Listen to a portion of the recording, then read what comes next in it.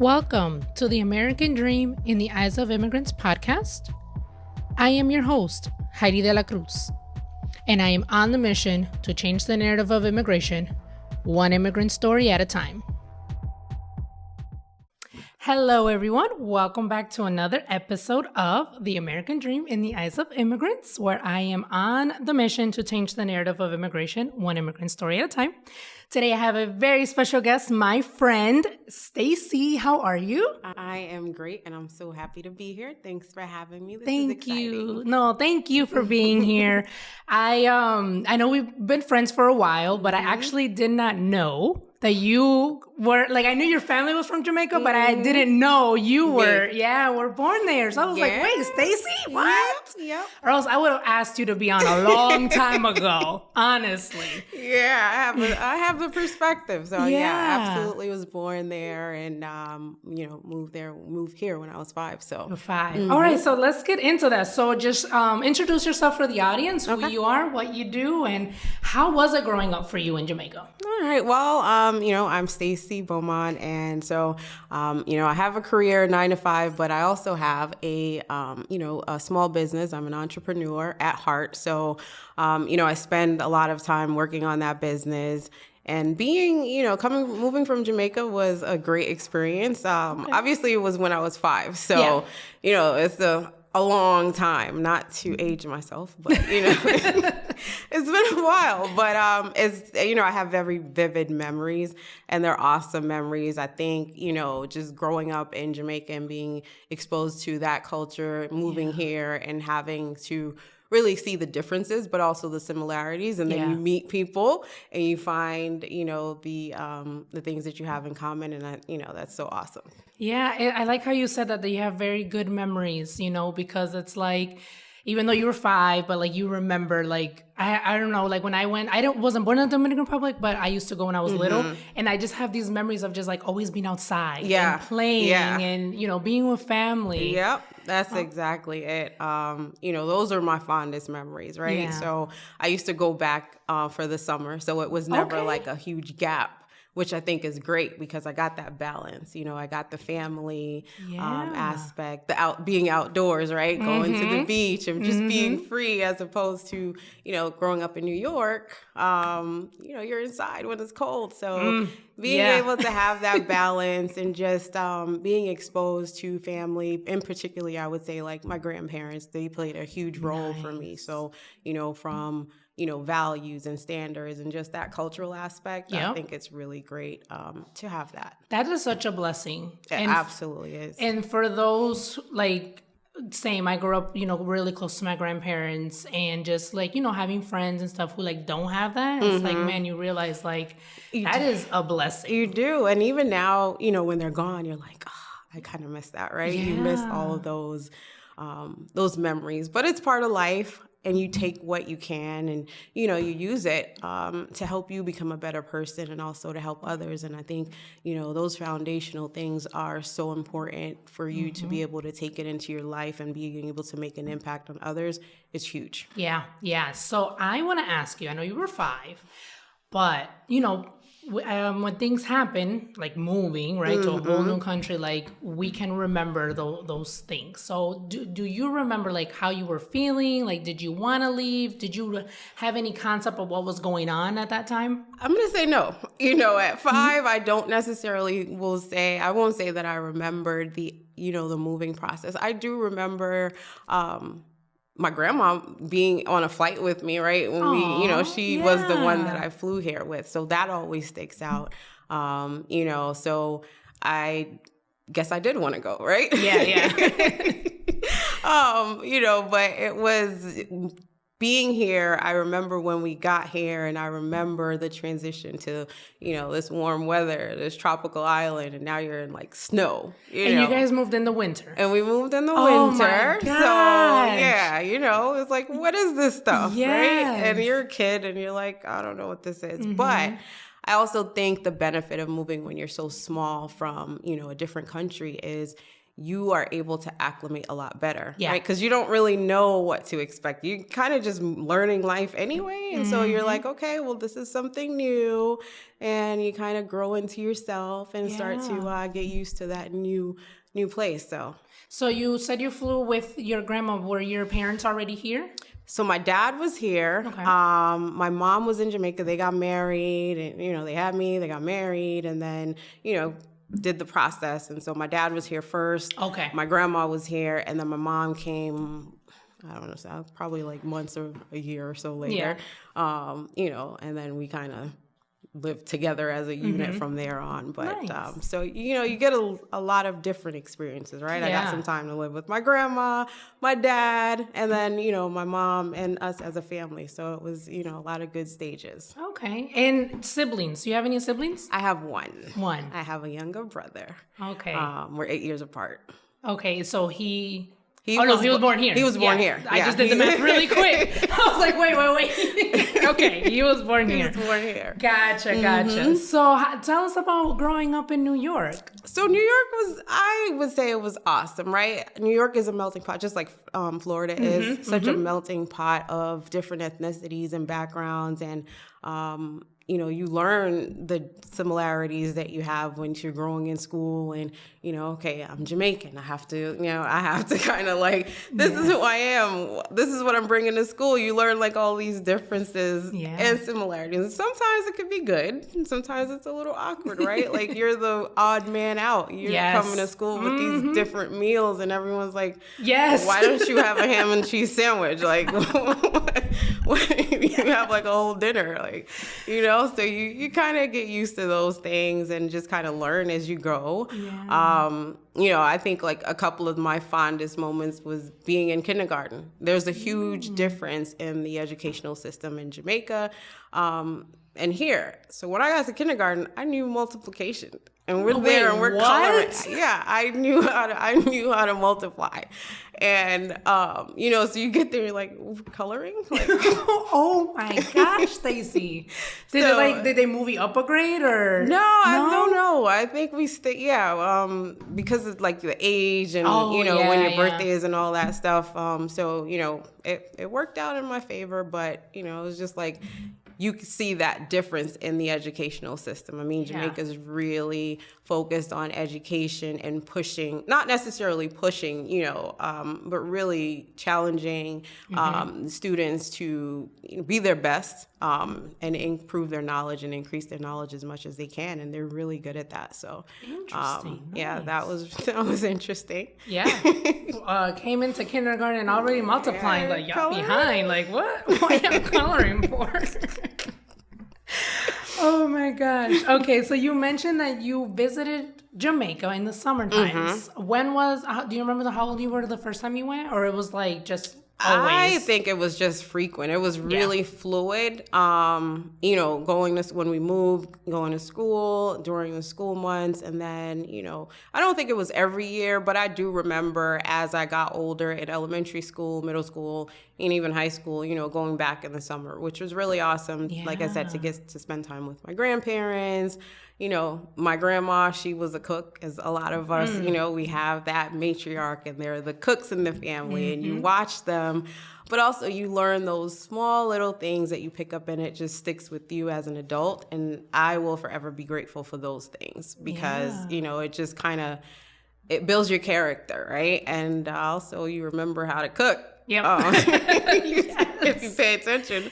So those things, those are priceless to me. Yeah, and you stay rooted in your roots, right? Like those values. I love that for you, that you were able to go for the summer times, because I hear, different stories of people, they have to wait like 10 years to be able to go back home to visit. I think it depends on like your, the dynamics, right? And how you move and just whatever situation it is just situational. So I think for children, it's a lot different.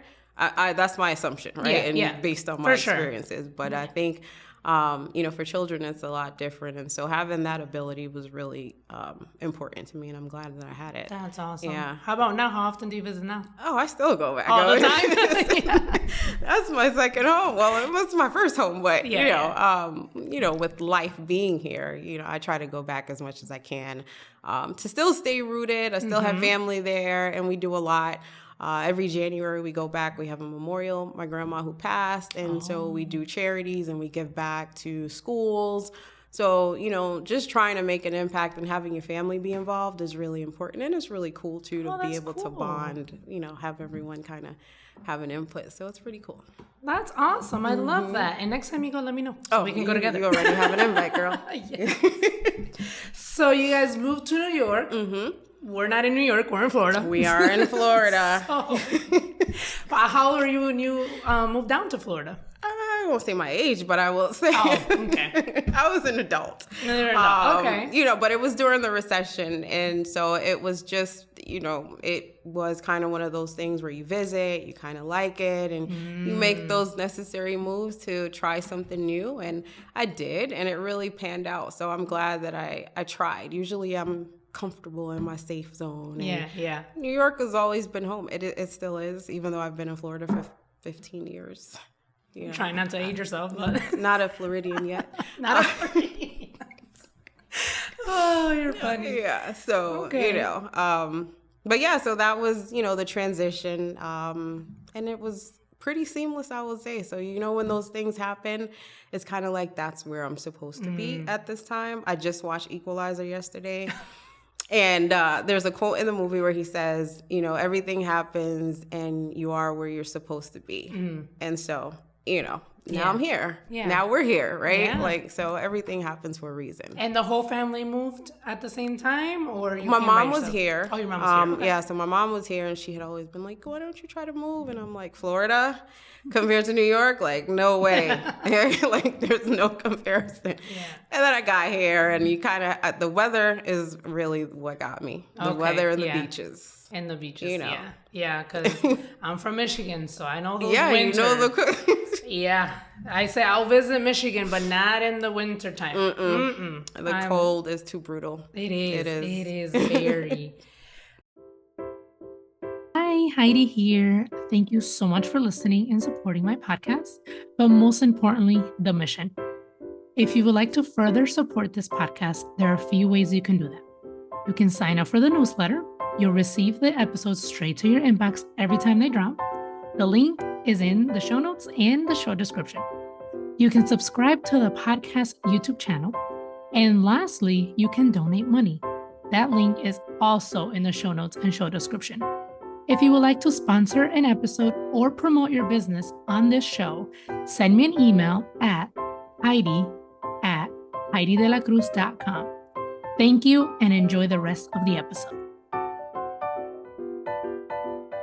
So I want to talk about your business. Let's talk about it. Yes. So you said earlier, you still have your 9 to 5 and everything, but you have your business. I do. Love that. So how long have you had it? What is it? And how did you get into it? So Batch Pantry is a gourmet foods company, and we have sauces, we have infused olive oils and seasonings.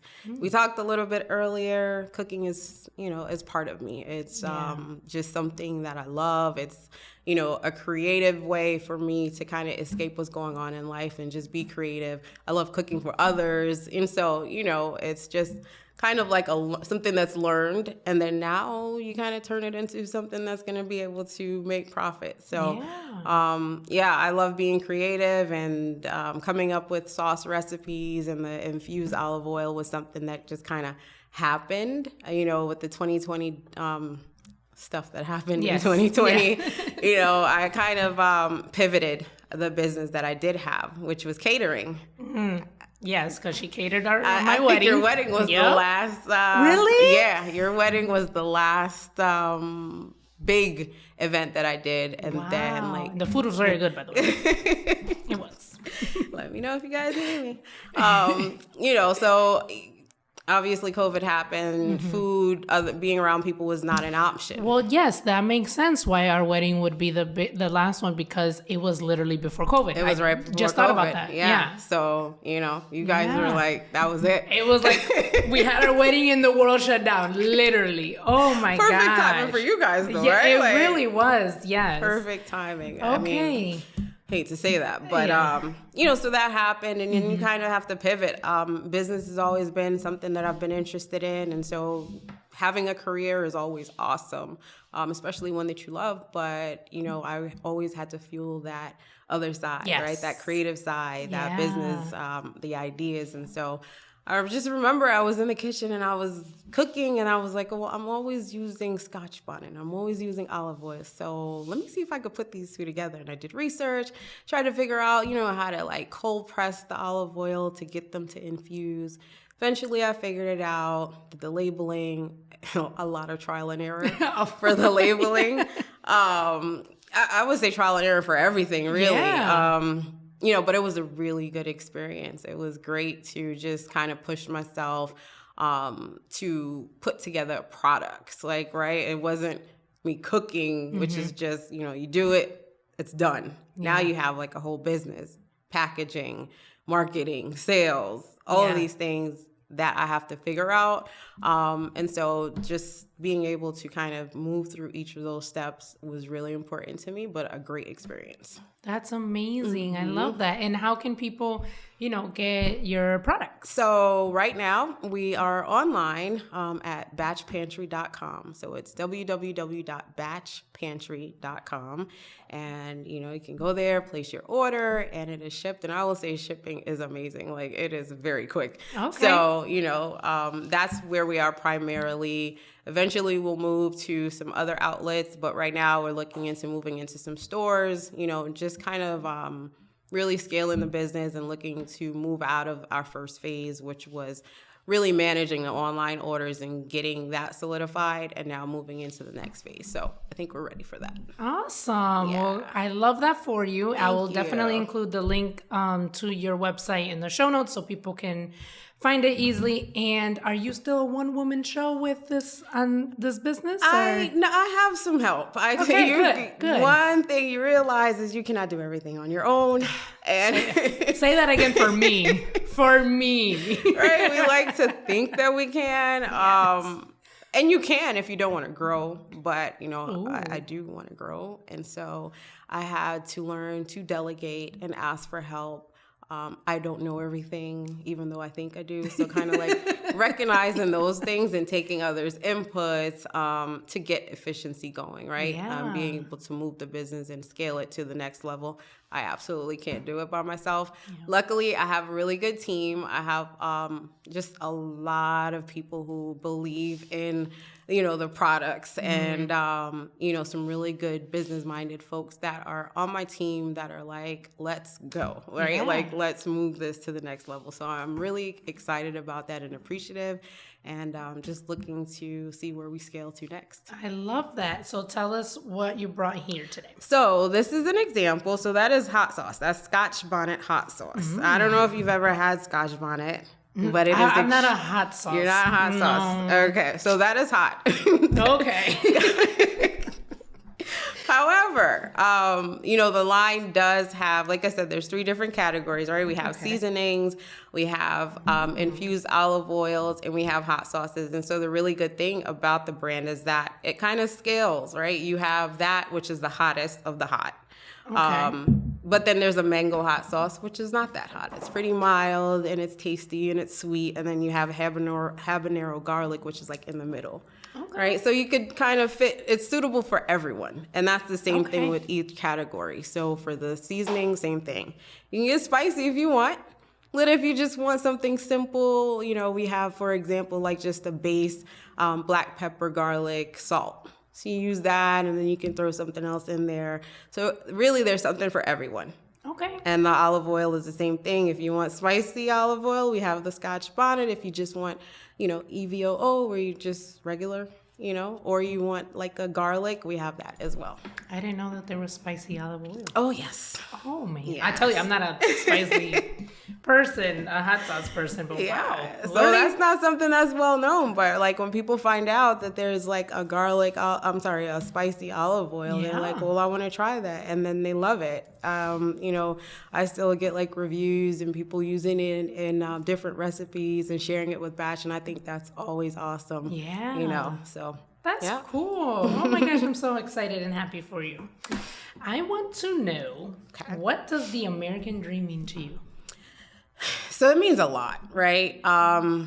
Because I think back where we talked about, our grandparents and really just looking at what they had, but what they wanted for their children, our parents, my parents, what they wanted, what my parents wanted for me. Why did they bring me here, right? What was the point? They wanted a really good education. We did that, right? They wanted me to have a career. We've done that. And so just looking at the things that you want to accomplish to really establish yourself, as that person, whatever your values are from your family, being able to, one, have that, but also there's more, right? You want to have those tangible things.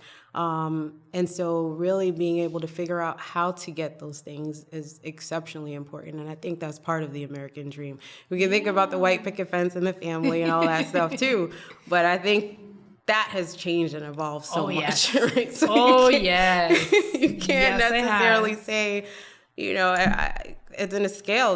There's people who think like a tiny home is enough. And so I don't think necessarily it's a materialistic factor, but really just being able to be successful in whatever or however you deem success and being able to have an impact on others. I think that for me, that's my American dream, really, right? Is to be able to make sure that my family is good because we came here for a reason. And so being able to uphold that, the values of my family, being able to establish my own family and really have the things that I desire and that my family desires and be able to live comfortably, happily, that's my American dream. That is beautiful. I love that. And I love that. Like, you mentioned the house and the white picket fences. Yes, it's definitely has changed from that. And what I've noticed now is like everyone has their own American dream. Their own American dream. And that's why I love asking my guests, like, what does the American dream mean to you? Because it's different. Yeah. My American dream is different. Your American dream is different. But that doesn't mean it's not an American dream. Right? Yeah. This is my dream, right? Being able to see this flourish. That's part of my dream. You talked about going back to Jamaica, like being here and being there. Yeah. That's part of my dream too. So just fulfilling your goals really and, being happy, those are the important things, but utilizing the reason why you came here specifically to be able to accomplish those things and using it to your benefit, I think is really important.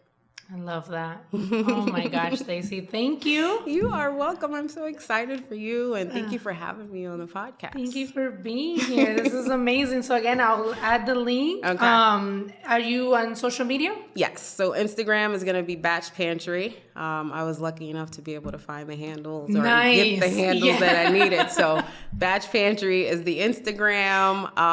The website again is www.batchpantry.com. And, we share updates. And as we grow, we'll always put those out on the, on the social medias. Awesome. Well, thank you, Stacey, so much. You are welcome. Thanks for having me.